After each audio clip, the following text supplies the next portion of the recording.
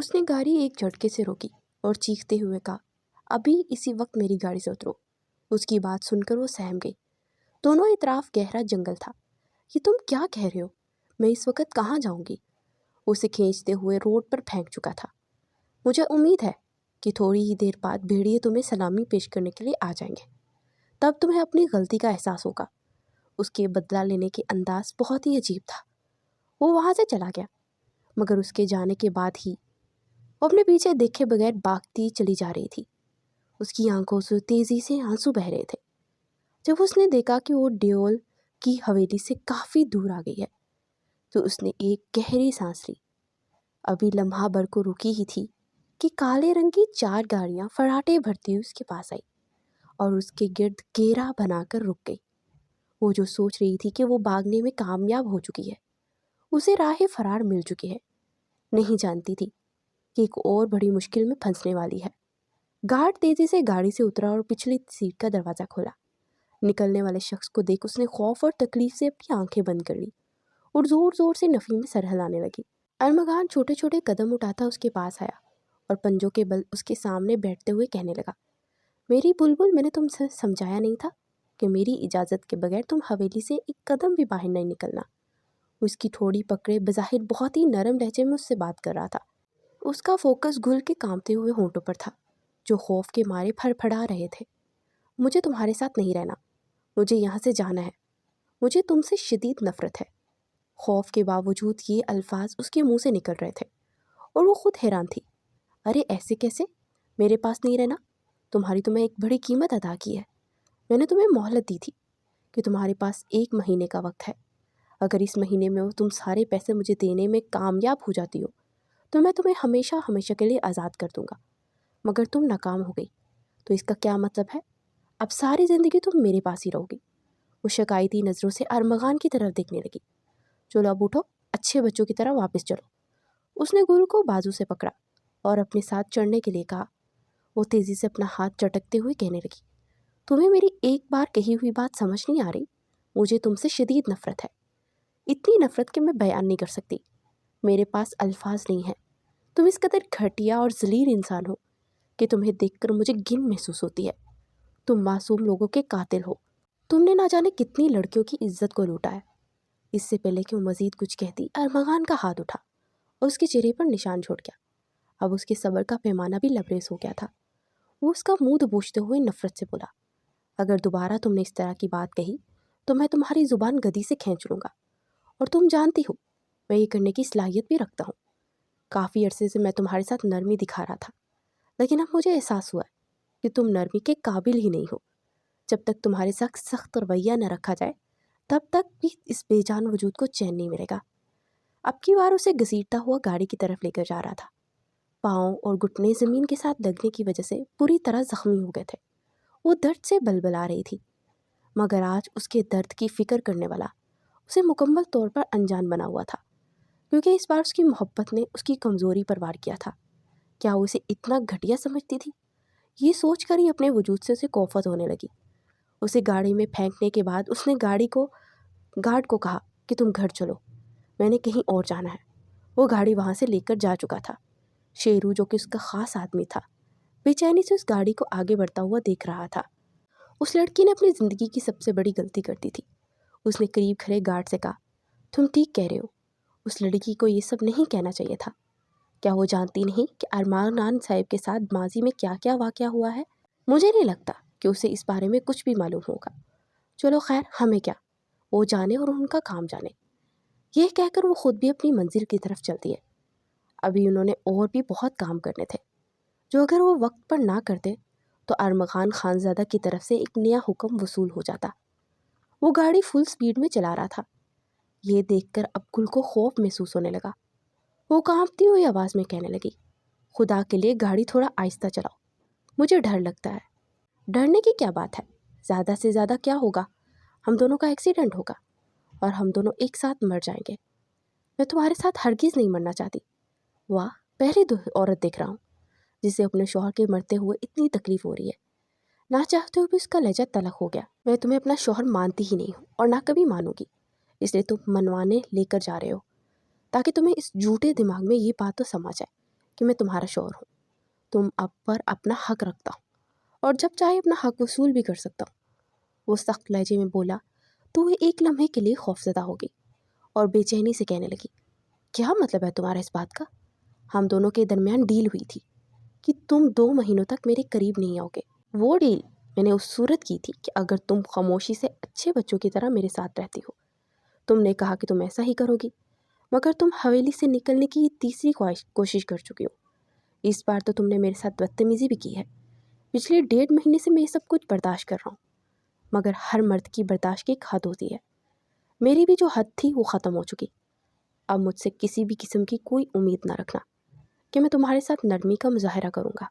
مجھے تم جیسے گھٹیا انسان سے پہلے بھی کوئی امید نہیں تھی جو لڑکیوں کا استعمال کرنا جانتا ہے۔ اس کے علاوہ اس کا اور کام ہے ہی نہیں۔ اس نے گاڑی ایک جھٹکے سے روکی اور چیختے ہوئے کہا، ابھی اور اسی وقت میری گاڑی سے نیچے اترو۔ اس کی بات سن کر وہ سہم گئی۔ دونوں اطراف گہرا جنگل تھا۔ یہ تم کیا کہہ رہے ہو؟ میں اس وقت کہاں جاؤں گی؟ وہاں جہاں تم پہلے جانے کے بارے میں سوچ رہی تھی۔ ابھی اور اسی وقت میری گاڑی سے اترو ورنہ مجھ سے برا کوئی بھی نہیں ہوگا۔ میں نہیں اتر رہی۔ اس نے نفی میں سر ہلایا تو وہ خود ہی اس کی سائڈ پر آیا اور کھڑکی کھول کر اس کا بازو کھینچتے ہوئے سے گاڑی سے نکال کر سڑک پر پھینکتے ہوئے بولا، تم جیسی لڑکی کو عزت راس ہی نہیں آتی۔ تم جیسی لڑکی پیار کی زبان سمجھتی ہی نہیں ہے۔ آج ساری رات یہیں پر گزارو۔ مجھے امید ہے تھوڑی دیر بعد بھیڑیے تمہیں سلامی پیش کرنے آ جائیں گے، تب تمہیں اپنی غلطی کا احساس ہوگا۔ وہ جانتا تھا کہ گل کو جانوروں سے کتنا خوف محسوس ہوتا ہے۔ ابھی تھوڑی دیر پہلے وہ جس سڑک پہ بھاگ رہی تھی وہ علاقہ کمرشل تھا، مگر وہاں سے ہٹ کر اب وہ دوبارہ سے ویران جگہ پر آ گئے تھے۔ مڑی کی یہی بات اسے بہت زہر لگتی تھی، کیونکہ ہر تھوڑی دیر بعد گہرا جنگل شروع ہو جاتا تھا اور جہاں پر انہوں نے ہٹ لے رکھا تھا وہ تو گہرے جنگل میں آباد تھا اور بھی اس تھوڑے سے فاصلے پر تھے۔ چلو تمہاری آسانی کے لیے تم پر ایک اور احسان کر دیتا ہوں، تمہیں میں ہٹ جانے کا راستہ بتا دیتا ہوں۔ تم اس سڑک پر سیدھی چلتی آؤ گی تو تقریباً آدھے گھنٹے کے فاصلے پر تمہیں ہماری رہائش دکھ جائے گی۔ تب تک تم یہی ڈپینڈ کرتا ہے، اگر تم چاہو تو ساری زندگی یہیں پر بھی گزارو، اگر تمہارا دل کرے تو میرے پاس چلی آؤ۔ یہ کہہ کر وہ گاڑی کی طرف بڑھ گیا۔ وہ بھاگتی اس کے پیچھے گئی اور اس کے پاؤں میں گری، مگر اب کی بار ارمغان نے اسے جھٹکے سے پیچھے ہٹایا۔ میں نے تم سے بہت پیار کر لیا، اب مزید نہیں۔ اب مجھے سمجھ آ گئی ہے کہ تمہیں پیار کی زبان سمجھ ہی نہیں آتی۔ جب تک تمہارے ساتھ سختی نہ کی جائے تب تک تمہارا دماغ ٹھکانے نہیں آئے گا، اور تم جیسی لڑکی کو سمجھانا مجھے اچھے طریقے سے آتا ہے۔ وہ اس جگہ سے بالکل اکیلی رہ چکی تھی۔ اسے شدید خوف محسوس ہو رہا تھا۔ ابھی کل ہی تو ایک عورت کی بات کر رہی تھی کہ اس جنگل میں جنگلی کتوں نے ایک بچے کو زخمی کر دیا تھا۔ اس کا پورا وجود خوف سے کانپنے لگا۔ اس نے ایک نظر آگے بڑھتی ہوئی گاڑی پر ڈالی جو ارمغان کی تھی۔ وہ اس سے کافی دور جا چکا تھا۔ اس نے قدم بڑھانے شروع کر دے، خوف کی وجہ سے بھاگنے لگی تھی، مگر میں پاؤں میں ہونے والے زخم کی وجہ سے بار بار منہ کے بعد زمین پر گر جاتی اور اس کی آنکھوں سے تیزی سے آنسو بہ رہے تھے اور وہ اپنے باپ کو یاد کر رہی تھی۔ ابا جان، میں آپ کو کبھی معاف نہیں کروں گی۔ نہ تو آپ نے مجھے بچپن میں کبھی پیار دیا اور نہ ہی جوانی میں مجھے سنبھالا۔ قیامت کے دن میں آپ سے اس کا حساب لوں گی۔ اسے صرف اور صرف اپنے باپ سے ہی شکایت تھی، جس کی وجہ سے وہ آج اس مشکل میں پھنسی ہوئی تھی۔ جہاں تک ارمغان کا سوال کا، اس کا تو کوئی قصور نہیں تھا۔ اس نے تو بس اپنے پیسے وصول کیے تھے۔ تھوڑا ہی آگے بڑھی تھی کہ اسے چند لوگوں کی آوازیں سنائی دینے لگی۔ وہ لڑکوں کا ہی ایک گروپ تھا جو کہ اس کی طرف آ رہے تھے۔ ارے وہ دیکھو، اتنی خوبصورت حسینہ! ان میں سے ایک لڑکا اس کی طرف اشارہ کرتے ہوئے بولا تو وہ مزید خوفزدہ ہو گئی اور بھاگنے لگی۔ دوسرا لڑکا چلایا کہ جا کر اسے پکڑو، اتنا خوبصورت مال ہاتھ میں آیا ہے، ہماری تو رات رنگین بن جائے گی۔ وہ بگڑے ہوئے امیر زادے معلوم ہو رہے تھے۔ ان کے پاس گاڑی بھی تھی۔ وہ اس کے پیچھے ہی گاڑی چلانے لگے اور کافی آہستہ سپیڈ میں چلا رہے تھے۔ وہ اسے بھاگتے ہوئے اور روتے ہوئے دیکھ کر مسرور ہو رہے تھے۔ انہیں یہ تماشا بہت اچھا لگ رہا تھا۔ وہ بے بس عورتوں کی طرح بھاگتی، کبھی زمین پر گرتی، کبھی اٹھتی، کبھی چیختی، کبھی روتی، کبھی مدد کے لیے پکارتی، بہت ہی بے بس معلوم ہو رہی تھی۔ ان لڑکوں میں سے شہریار نامی ایک لڑکا اس کی طرف دیکھ کے ابالا، یار میری مانو تو اسے چھوڑ دو، بیچاری نہ جانے کتنی مجبور ہوگی۔ تجھے کب ان سے ان لڑکیوں پہ اتنا ترس آنے لگا؟ میں نے تجھے کتنی بار سمجھایا کہ اس طرح نیک نہ بنا کر، مولوی بنا بالکل اچھا نہیں لگتا۔ जैसा है वैसा रहे, तेरी बड़ी मेहरबानी। दूसरा लड़का मुंह बनाते हुए बोला। वो चौथी बार ज़मीन पर गिरी। अब उसमें उठने की हिम्मत नहीं थी। वो अपने रब से मुसलसल दुआएं मांग रही थी। ऐ अल्लाह, मुझे इस जिल्लत से बाहर निकाल दे, मुझे ये जिल्लत बड़ी ज़िंदगी ना दीजिएगा। अचानक एक काले रंग की गाड़ी उसके सामने आकर रुकी। आंखों में लाइट पड़ने की वजह से उसे ठीक से नज़र नहीं आ रहा था, मगर जब उसने कदमों की चाप सुनी तो इसे अंदाज़ा हो गया कि वही जालिम इंसान वापस आ गया है। अरमगान के माथे पर बल पड़े हुए थे।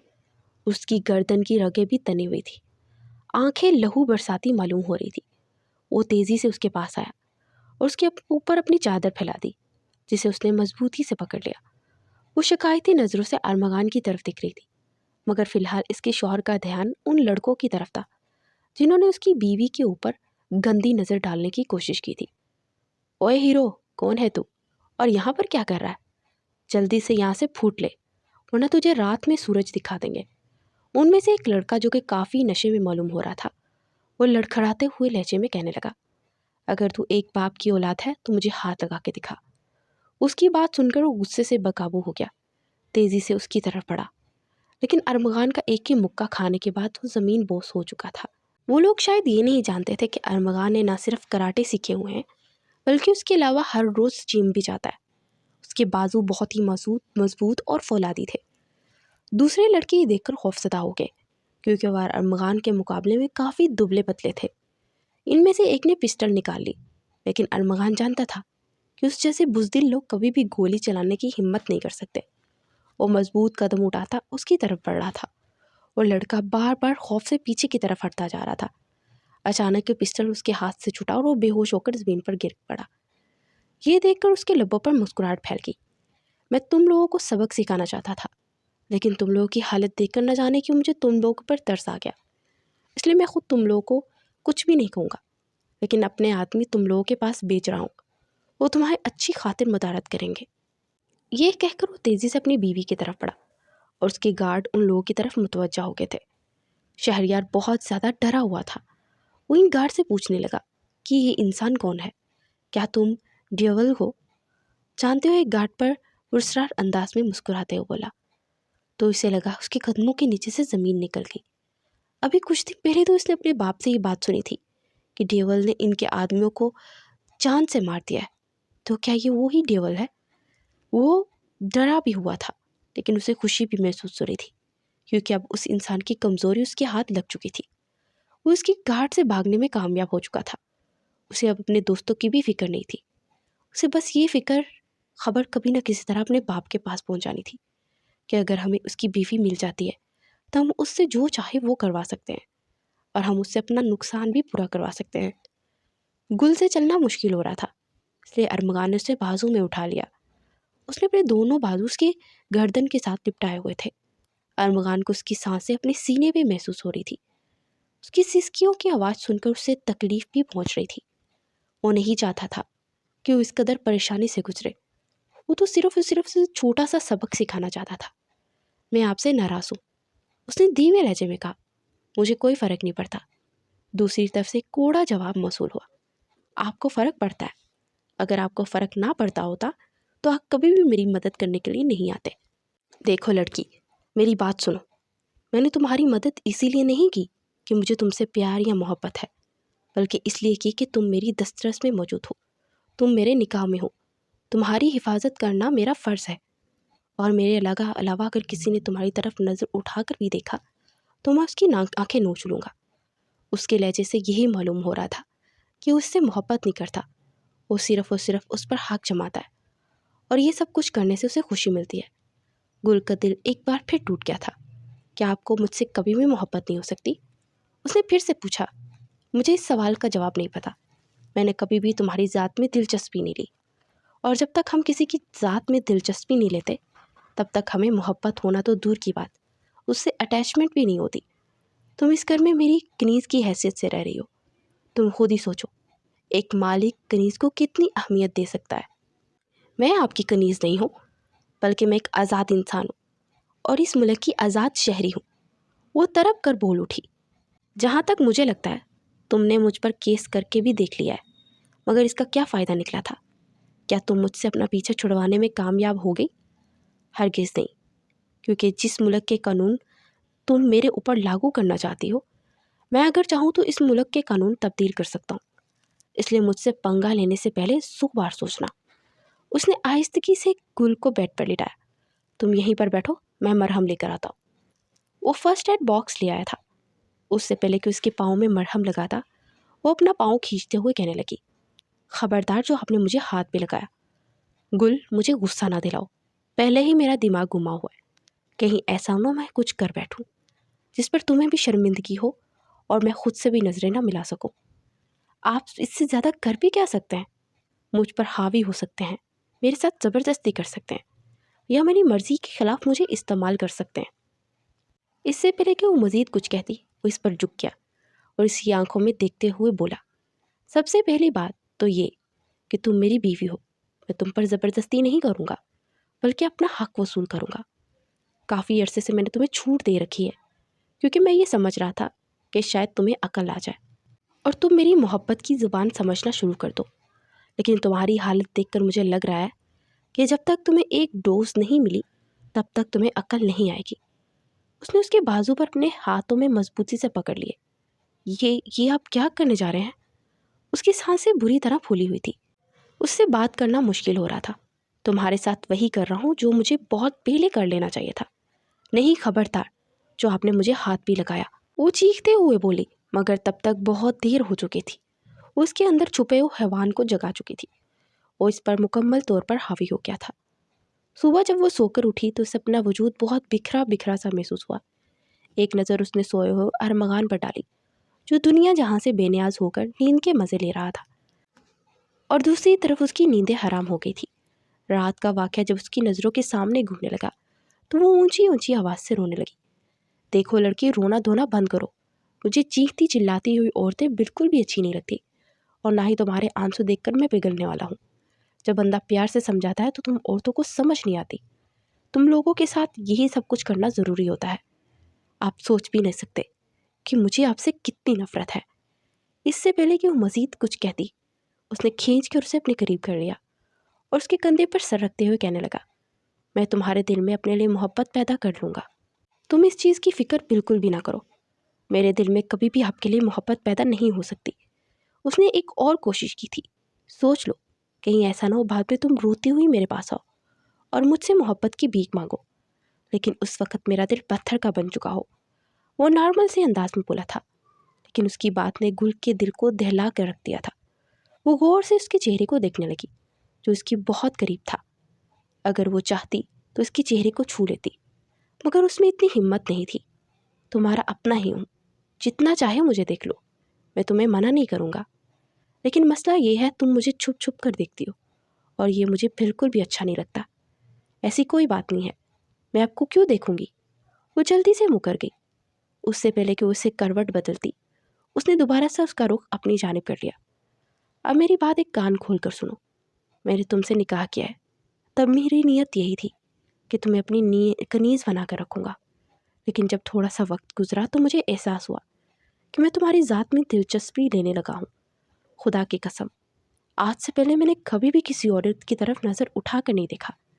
ان کی ذات میں دلچسپی لینا تو بہت دور کی بات ہے۔ میں بہت ہی سیدھا سادہ اور اسٹریٹ فارورڈ بندہ ہوں۔ جو کچھ میرے دل میں ہوتا ہے وہ میں بتا دیتا ہوں، اور میں نے کبھی تم سے کچھ بھی نہیں چھپایا۔ اور اب میں صاف الفاظ میں یہ بات کہہ رہا ہوں، میں کہ تم سے بے تحاشا محبت کرتا ہوں۔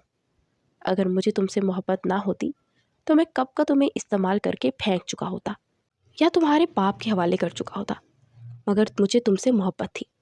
جن سے محبت کی جاتی ہے ان کا خیال رکھا جاتا ہے، اور سب سے بڑھ کر یہ ان کی عزت کی جاتی ہے۔ پچھلے 2 مہینوں سے میں تمہارا ہر طرح سے خیال رکھنے کی کوشش کر رہا ہوں۔ تمہیں بے تحاشا محبت بھی دی، تمہاری ہر ضرورت پوری کی، تمہاری ہر ضد مانی، یہاں تک کہ مجھے گالیاں بھی دی، مجھے مارا بھی، تب بھی میں نے تمہیں کچھ نہیں کہا۔ مگر کل میرے صبر کا پیمانہ لبریز ہو گیا تھا۔ رات کو جو کچھ بھی ہوا وہ میں سب کچھ نہیں کرنا چاہتا تھا۔ میں تمہارے ساتھ کبھی بھی زبردستی نہیں کرنا چاہتا تھا، کیونکہ میں نے تم سے محبت کی ہے۔ اب تم بھی اپنے ذہن میں یہ چھوٹی سی بات بٹھا لو کہ تم مجھ سے کبھی بھی دور نہیں ہو سکتی، کیونکہ میں تمہیں کبھی خود سے جدا نہیں کروں گا۔ اس نے اپنے دل پہ گل کا ہاتھ رکھا، اور یہ صرف اور صرف تمہارے لیے درختا ہے۔ اگر تم اس سے دور ہوگی तो ये धड़कना बंद कर देगा। उसने अपनी आंखें खोली। गुल से ज़्यादा देर तक उसकी आंखों में नहीं देखा गया। उसकी आंखें बहुत ही नशीली और नींद के खुमार से भरपूर थी। ये कहकर वो एक झटके से उठ बैठा और गुल से मुखातिब हुए बोला, जाओ जल्दी से जाकर मेरे लिए नाश्ता बनाओ। उसे लग रहा था कि शायद उस लड़की को अकल आ चुकी है या फिर उसकी बातें समझ गई है, लेकिन वो नहीं जानता था कि गुल के जहन में तो कुछ और ही चल रहा है। मैं तुम्हें कभी माफ़ नहीं करूँगी अरमगान। तुम ये मत सोचना कि मैं खामोश हूँ, तो इसका मतलब ये है कि मैं तुम्हारी सारी बातें सुन ली हैं। मैं तुम्हारी असलियत के बारे में अच्छे तरीके से जानती हूँ, और जब तक तुम्हें मैं पुलिस के हवाले नहीं करती तब तक मैं चैन से नहीं बैठूंगी। वो भूल गई थी कि अरमगान का तो कुछ भी बिगड़ने वाला नहीं, और एक बार फिर से वो अपना नुकसान कर बैठेगी, और इस बार इसे मुआफ़ी मिलना भी मुश्किल होगी। दिन का वक्त था और लॉन में चहलकदमी कर रही थी। जब वो छोटे छोटे कदम उठाता उसके पास आया। अरमगान को देख उसने अपने लबों पर ज़बरदस्ती मुस्कुराहट सजा ली। मेरी गुल तो आज बहुत खिली खिली लग रही है। उसने पहले पीले रंग का खूबसूरत सा सूट पहन रखा था, जिसमें उसका रंग निखरा हुआ मालूम हो रहा था। आपकी गुर्बत जानलेवा है, इतनी है कि मेरे पास खुलने के अलावा और कोई रास्ता ही नहीं था। उसे दांत पीसते होगा, तुम अभी तक मुझसे नाराज़ हो। वो जाकर उसके करीब खड़ा हो गया और उसके कंधे पर अपना बाजू रखकर उसके चेहरे की तरफ देखने लगा। मैं आपसे नाराज़ नहीं हूँ, मैं सिर्फ आपसे एक शिकायत है। उसने अपनी निगाहें झुकाई हुई थी। जब काफ़ी देर तक उसे जवाब मौसूल नहीं हुआ तो उसने बेसाख्ता निगाहें उठाकर देखा। अरमगान बहुत ही गौर से उसे देखे चला जा रहा था। मैं चाहता हूँ कि मेरी 4 प्यारी प्यारी बेटियाँ हों, वो चारों तुम जैसी हों। उसने अनोखी सी फरमाइश की थी। उसकी बात सुनकर गुल के गाल लाल हो गए। क्या आप कैसी बातें कर रहे हैं? क्या मतलब कैसी बातें कर रहा हूँ? माँ तो तुमने ही बनना है ना, और अब तो मैं कोशिश करूँगा कि तुम्हारी जल्द से जल्द माँ बनने का शरफ बख्शूँ। वो शरारती अंदाज में बोला तो वो शर्म से पानी पानी हो गई। इससे पहले कि वो वहाँ से जाती, अरमगान ने ज़ोर से उसका बाजू पकड़ा और उसे अपनी तरफ खींचते हुए कहा, मैं तुम पर दोबारा से एतबार कर रहा हूँ। इस बार मेरा एतबार ना तोड़ना, वरना मैं पारा पारा हो जाऊँगा। तुम नहीं जानती, एक बार पहले भी मैं टूटा था, और मेरी कीर्तियों से सबसे ज़्यादा नुकसान मेरे आसपास के लोगों को ही हुआ था। मैं नहीं चाहता कि तुम्हें किसी किस्म का कोई नुकसान पहुँचाओ, इसलिए अब जो भी करना सोच समझ कर करना। अपना बाजू छुड़ाकर वो भागती हुई कमरे में चलेगी, जबकि अरमगान उसकी पुश्त को देखने लगा। उसने कुर्सी के साथ टेक लगा ली थी और माजी के बारे में सोचने लगा। वो दिन अरमगान आज तक नहीं भूल पाया था, जब पहली बार वो इस लड़की की तरफ मुतवज्जा हुआ था, जब पहली बार उस लड़की को देखा था। वो यूनिवर्सिटी का ही एक इवेंट था। अरमगान ना सिर्फ एक बहुत बड़ा गैंगस्टर था, बल्कि उसके साथ एक बिजनेसमैन भी था, और इसका बिजनेस दूर दूर के मुल्कों तक फैला हुआ था। उसके बिजनेस के इतना वसी होने की एक ही वजह थी, क्योंकि वो बहुत ही ईमानदार इंसान था। उसे झूठ, फरेब और धोखे से शदीद नफरत थी। चाहे ये आपस के मामलात हो या फिर बिजनेस का मामला हो, जो भी लोग उसे धोखा देने की कोशिश करते थे, वो उन्हें अपनी ज़िंदगी से मुकम्मल तौर पर बेदखल कर देता था। कभी उनकी तरफ नज़र उठाकर भी नहीं देखता था। यूनिवर्सिटी के ही इवेंट में उसने पहली बार गुल को देखा, जो कि अनारकली का रोल अदा कर रही थी। वो बहुत ही प्यारी और मासूम लग रही थी। आज से पहले उसने इस कदर कीमती हुस्न को नहीं देखा था। ना चाहते हुए उसकी ज़ात में दिलचस्पी लेने लगा। उसने पूरे शो में ना सिर्फ इस लड़की पर अपनी नज़रें जमा कर रखी हुई थी। ये बात मीडिया ने भी नोट की और बाद में उसकी वीडियो भी वायरल हुई, जिसे उसने चंद ही घंटों में इंटरनेट से ख़त्म कर दिया। गुल को भी शो के दौरान मुसलसल अपने चेहरे पर किसी की नज़रों की तपिश का एहसास हो रहा था, जिसकी वजह से वो बार बार कन्फ्यूज़ हो रही थी। शो ख़त्म होने के बाद जब उसने उस सिम देखा तो सहम गई, क्योंकि वो इंसान कोई और नहीं बल्कि उसके बाप का सबसे बड़ा दुश्मन था। गुल के बाबा एक बहुत बड़े बिजनेसमैन थे, और बिजनेस के मामले में वो किसी किस्म की कोताही बर्दाश्त नहीं करते थे। उन्हें अपने बिजनेस से बहुत प्यार था, और उसे इस्टेब्लिश करने के लिए उन्होंने ना सिर्फ अपनी मेहनत बल्कि बहुत सारा वक्त भी उस पर लगाया था। यही तो वजह थी कि वो अपनी बेटी को भी मोहब्बत और वक्त नहीं दे पाए थे, जिसकी गुल को हमेशा से शिकायत रहती थी। वो अक्सर ही अपने बाबा के सामने रोना शुरू कर देती थी कि आपके पास मेरे देने के लिए दिन के 5 मिनट भी नहीं है। उसकी माँ का उसके बचपन में ही इंतकाल हो गया था। उसके बाप ने दूसरी शादी भी नहीं की थी। दोनों बाप बेटी अकेले घर में रहते थे। बचपन से लेकर अब तक वो सारे इंतजामात खुद ही चलाती आई थी, कि उसके बाबा ने तो उसे साफ साफ कह दिया था, मैं तुम्हें नहीं संभाल सकता, मैं तुम्हारे नानो जान के पास भेजना चाहता हूँ। मगर वो तुम्हें रखने के लिए तैयार नहीं हो रही। अब जो भी करना है तुमने खुद ही करना है। अगर तुम्हें पैसों की ज़रूरत हो तो तुम मुझे कह सकती हो, इसके अलावा मुझसे किसी भी किस्म की उम्मीद ना रखना। वो हैरान हो रही थी कि आखिर वो किस किस्म के बाप है जिसे अपनी बेटी की ज़रा भी फिक्र नहीं, और जिसे अपनी बेटी की परेशानियों के बारे में भी पता नहीं है। रात के वक्त खाने पर उसके अपने बाबा के साथ मुलाकात होती थी। वो भी 15 मिनट खामोशी के नज़र हो जाते। अगर वो कोई बात करते भी तो अपने बिजनेस के हवाले से करते, या कभी कभार उसकी स्टडी में बारे में पूछ लेते। ज़िंदगी में पहली बार उन्होंने इसकी ज़ात में तब दिलचस्पी ली जब उसके नंबर कम आए थे। उन्होंने उसे अपने कमरे में बुलाया और चिल्लाते हुए कहने लगे, मैं तुम्हारी फीसें इसलिए अदा नहीं कर रहा कि तुम मुझे ये प्रोग्रेस दो, वो इससे तो अच्छा है कि मैं तुम्हें किसी सरकारी स्कूल में डाल दूँ। वो अब अपने बाबा को कैसे बताती कि वो पढ़ाई की तरफ तवज्जो देने की कोशिश करती है, लेकिन डिप्रेशन की वजह से वो ऐसा नहीं कर पा रही। इसका कोई तो दोस्त भी नहीं था जिससे वो अपने दिल की बातें शेयर करती। इसके कज़न इससे बात नहीं करते थे, वो इसे मगरूर समझते थे, जबकि हकीकत तो ये थी कि वो मोहब्बत की तरसी हुई लड़की थी, और किसी से भी ज़रा से मोहब्बत मिलती तो वो इसी तरफ मुतवज्जा हो जाती। जब उसने कॉलेज में दाखिला दिया तो उसकी मुलाकात सारा से हुई, जो कि इसकी बेहतरीन सहेली बन गई थी। उसी ने उसे जीना सिखाया और वो अपनी ज़िंदगी की तरफ वापस लौटने लगी। वो अपना ज़्यादातर वक्त सारा के घर में गुजारती थी। सारा के बाबा भी एक बहुत बड़े बिजनेसमैन थे। उनको फ़ारूक साहब के साथ अच्छी खासी दोस्ती थी और दोनों ने एक साथ बिजनेस चलाने का फ़ैसला किया। मगर थोड़ी अरसे बाद सारा के बाबा जुनैद साहब ने फ़ारूक को बिजनेस में धोखा दे दिया और इन पर बहुत बड़ा कर्ज चढ़ गया। ये एक वजह थी कि वो अपनी बेटी से मज़ीद दूर हो गए। उस सब का जिम्मेदार अपनी बेटी को ही समझते थे, हालांकि इसमें तो उसका कोई कसूर नहीं था। सारा खुद को गुल के सामने बहुत शर्मिंदा थी और उससे माफ़िया मांगती थी।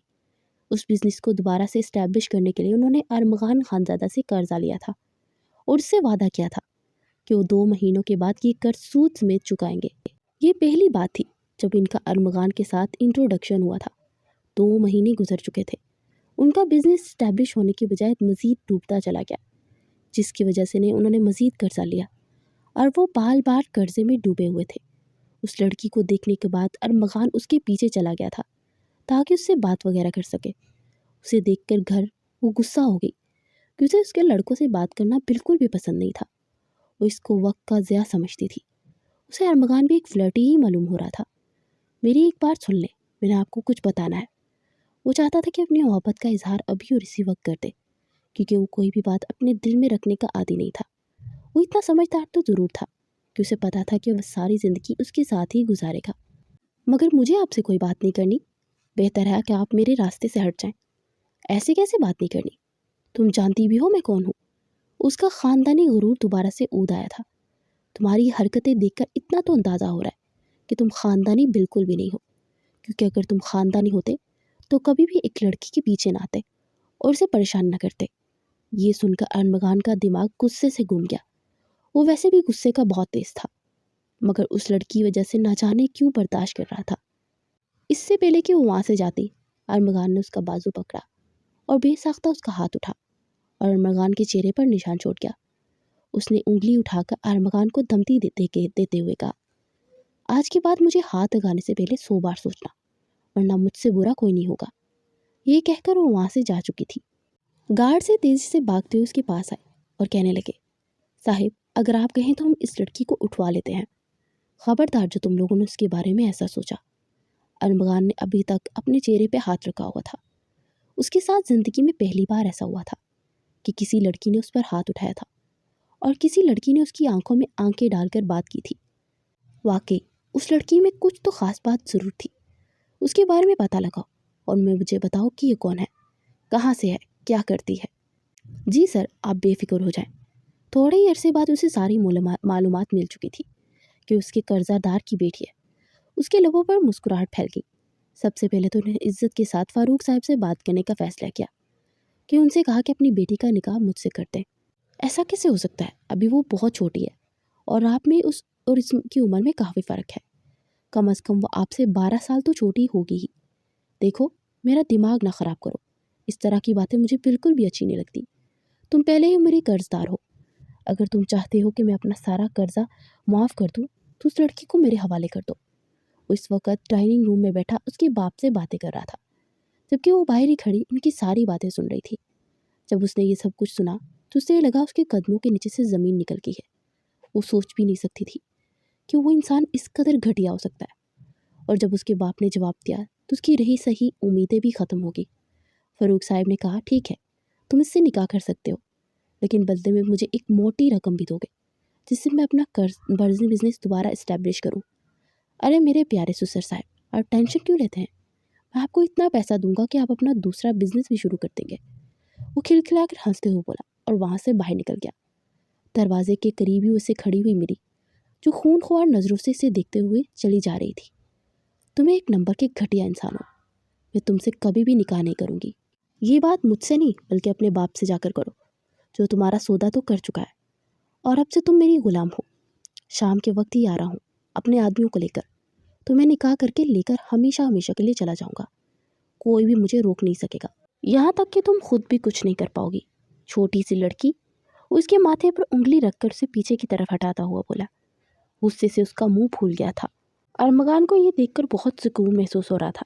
اس کے بعد وہ اپنے باپ کے پاس چلی گئی اور چیختے ہوئے کہنے لگی، آپ میرے ساتھ ایسا کیسے کر سکتے ہیں؟ میں نے تمہارے ساتھ کچھ بھی غلط نہیں کیا۔ وہ انسان تم سے محبت کرتا ہے اور تم سے نکاح کرنا چاہتا ہے۔ بابا جان کیا بھول گئے ہیں؟ کل آ رہا آپ نے خود ہی مجھے بتایا تھا کہ وہ انسان کس قدر گھٹیا ہے۔ اس کے تو غیر قانونی سرگرمیوں میں بھی ملوث ہونے کے امکانات ملے ہیں۔ اس کے علاوہ لڑکیوں کو دوسرے ملک سمگل کرتا ہے۔ آپ کیسے سوچ سکتے ہیں کہ میں اپنے ملک کے غدار سے شادی کروں گی؟ میں ایسا کبھی نہیں کروں گی۔ آپ یہ اپنا خیال ذہن سے نکال دیں کہ آپ نے میرے ساتھ زبردستی کی کرنے کی کوشش کی تو میں گھر سے بھاگ جاؤں گی۔ اس سے پہلے کہ وہ مزید کچھ کہتی، فاروق صاحب نے ملازمہ کو آواز دی اور اسے کہا کہ بی بی جی کو کمرے میں لے جاؤ اور دروازہ بند کر دو۔ اس وقت تک انہیں کمرے سے باہر نکلنے کی اجازت نہیں دینا جب تک میں نہ کہہ دوں۔ اب یہ نکاح کے وقت ہی باہر آئے گی۔ ملازمہ اسے گھسیٹتی ہوئی کمرے میں لے گئی۔ وہ چیختی رہی، چلاتی رہی، مگر کوئی بھی اس کی بات سننے کے لیے تیار نہیں تھا، اور شام کے وقت اس کا نکاح زبردستی ارمغان سے ہو گیا۔ اس نے گن پوائنٹ پہ اس لڑکی سے نکاح کیا تھا، جس سے گل کے دل میں اس کے لیے نفرت مزید بڑھ گئی۔ رات کے وقت جب ارمغان کمرے میں داخل ہوا تو وہ چادر سر تک لیے بستر پر لیٹی ہوئی تھی۔ یہ دیکھ کر اس کے ماتھے پر بل پڑ گئے۔ وہ تیزی سے اس کے پاس گیا اور چادر ہٹاتے ہوئے بولا، یہ کیا بدتمیزی ہے؟ وہ جو تھوڑی دیر پہلے ہی سو گئی تھی آنکھیں ملتے ہوئے اٹھ بیٹھی۔ یہ بات تو مجھے پوچھنی چاہیے کہ یہ کیا بدتمیزی ہے؟ آپ کو دکھائی نہیں دے رہا کہ میں سو رہی ہوں؟ وہ تو مجھے نظر آ رہا ہے، لیکن کیا تمہیں کبھی کسی نے تمیز نہیں سکھائی کہ پہلی رات بیٹھ کر شوہر کا انتظار کرتے ہیں اور اس وقت تک اپنا سنگار نہیں اتارتے جب تک شوہر آپ کی تعریف نہ کر لے؟ پہلی بات تو یہ مسٹر کہ میں آپ کو اپنا شوہر مانتی ہی نہیں۔ اور اس سے پہلے مزید وہ کچھ کہتی، ارمغان اس کے اوپر جھک گیا اور باقی کی بات اندر ہی رہ گئی۔ جی ٹھیک ہے، پہلی بات تو آپ کی سمجھ میں آ چکی ہے، اب دوسری بات بتائیں۔ دوسری بات کیا ہے؟ وہ شرارتی انداز میں بولا۔ اسے اس کا کامتا ہوا جسم بہت بھلا ہوا معلوم ہو رہا تھا۔ اصل میں وہ ہکلانے لگی۔ اس سے بات پوری کرنا مشکل ہو رہا تھا۔ جی جی مجھے سنائی دے رہا ہے، آپ کہہ سکتی ہیں، آگے بولیں۔ وہ پھر سے مسکراتے ہوئے بولا، پلیز مجھ سے دور ہو جاؤ۔ اب کی بار اس کی آنکھوں میں آنسو نکلنے لگے تو اسے شدید بے بسی کا احساس ہوا۔ پہلی ملی ہوئی ذلت کیا کم تھی جب وہ اسے مزید زبردستی کرنے کی اجازت دے دیتی۔ اس کی آنکھوں سے آنسو نکلتے دیکھ ایک لمحے کے لیے گھبرا گیا اور تیزی سے اٹھ بیٹھا۔ اس نے کبھی بھی کسی عورت کو روتے ہوئے نہیں دیکھا تھا۔ چھوٹا سا تھا جب اس کے والدین مر گئے تھے۔ اس کی پرورش اس کے چچا جان نے کی تھی۔ اس کے باپ کا بہت بڑا بزنس تھا جو اسے مل گیا تھا، اور اس نے اس بزنس کو بہت اچھے طریقے سے سنبھالا بھی تھا۔ اس کے چاچا اچھے انسان تھے۔ سب کچھ اس کے حوالے کر کے وہ دوسرے ملک سیٹل ہو گئے تھے۔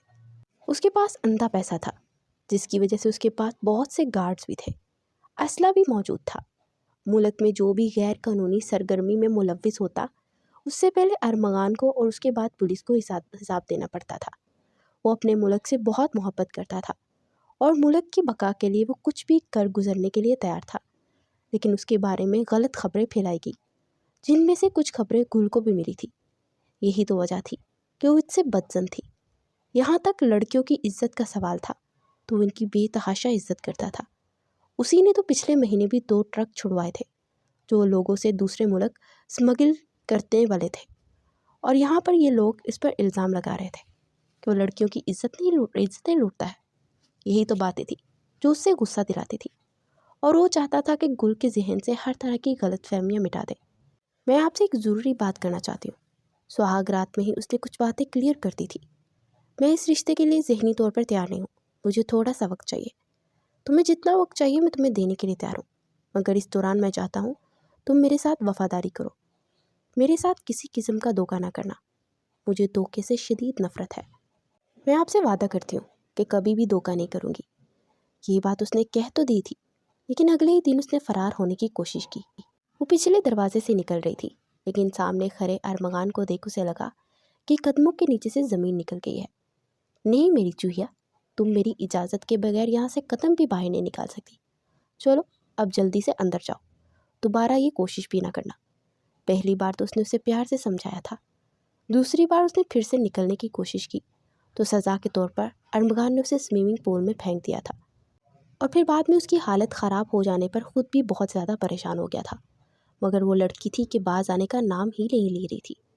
ارمغان نے ایک بار پھر سے اسے معاف کر کے سب کچھ کلیئر کیا اور اس سے معافی بھی مانگی کہ میرے اپنانے کا طریقہ تھوڑا غلط تھا، مجھے تم سے زبردستی نہیں کرنی چاہیے تھی، مگر میں کیا کرتا، میں نے کبھی کسی لڑکی کا ہاتھ مانگا ہی نہیں۔ اس نے اتنی معصومیت سے کہا تھا کہ وہ نہ چاہتے ہوئے بھی ہنس پڑی تھی۔ وہ ٹھیک ہی تو کہہ رہا تھا، اسے آج سے پہلے کبھی کسی لڑکی کی ذات میں دلچسپی لی ہی نہیں تھی، اور نہ ہی اسے اس طرح کی فارمیلٹیز کے بارے میں پتہ تھا۔ اس نے جب بھی کی تھی زبردستی ہی کی تھی، اب بھی اس نے ڈھنکے کی چوٹ پر اپنی محبت سے نکاح کیا تھا۔ دن تیزی سے گزرتے جا رہے تھے، اب اس کی ذات میں تھوڑی تھوڑی دلچسپی لینے لگی تھی۔ شاید اب وہ یہ سمجھ چکی تھی کہ اس کے ساتھ رہنے کے علاوہ اور کوئی بھی راستہ نہیں ہے۔ ارمغان روز رات کو اسے اپنے ساتھ واک پر لے جاتا تھا۔ ایک رات وہ دونوں ہاتھوں میں ہاتھ ڈالے چل رہے تھے جب اچانک ہی گولیوں کی آواز سنائی تھی۔ ایک گولی ارمغان کے بازو میں آ کر لگی، جس کی وجہ سے وہ زمین بوس ہو گیا، اور اس دن گارڈ کے بغیر تھا وہ، اور یہی اس کی سب سے بڑی غلطی تھی۔ شہریار تیزی سے وہاں سے نکلا اور وہ اپنے ساتھ کچھ آدمیوں کے ساتھ آیا ہوا تھا۔ وہ گل کا ہاتھ پکڑے ہوئے کہنے لگا، میں تمہیں اس کے جنگل سے آزاد کرنے کے لیے آیا ہوں، میرے ساتھ چلو، مجھے تمہارے بابا فاروق نے بھیجا ہے۔ اس نے اپنے چہرے پر ماسک چڑھایا ہوا تھا، یہی وجہ تھی کہ اس کا چہرہ نہ دیکھ پائی۔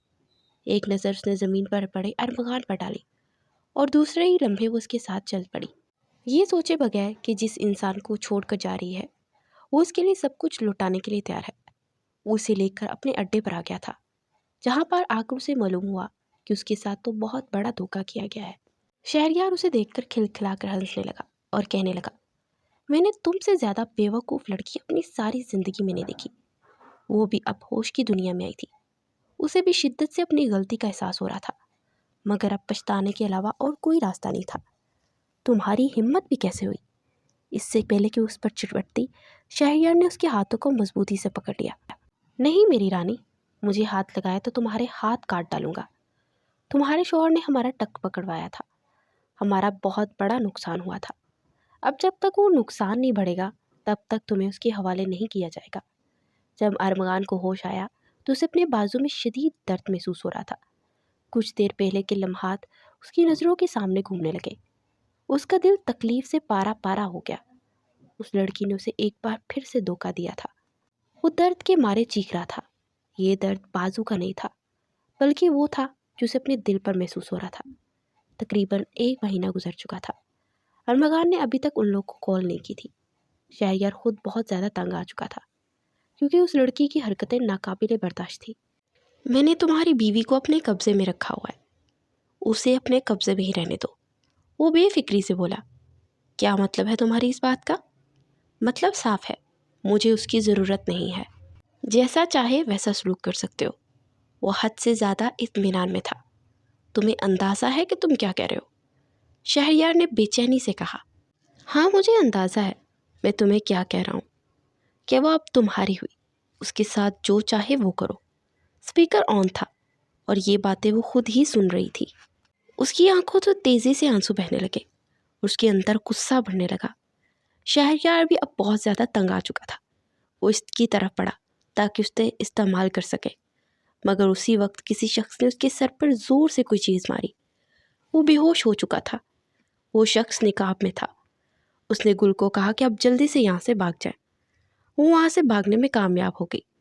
جب وہ گھر پہنچی تو سیدھی اپنے کمرے میں گئی اور ارمغان کا گریبان پکڑ کر جھنجھوڑتے ہوئے کہنے لگی، تم کس قدر گھٹیا انسان ہو۔ دیکھو لڑکی، میرا گریبان چھوڑو، اب تمہیں کوئی حق نہیں۔ میں تم سے پوچھ رہی ہوں کہ تم نے میری مدد کے لیے کوشش کیوں نہیں کی؟ کیوں کوشش کرتا میں؟ جب تمہیں یہاں سے مرنے کے لیے چھوڑ گئی تھی مجھے، تو میں نے بھی فیصلہ کیا کہ تم وہیں پر چھوڑوں گا۔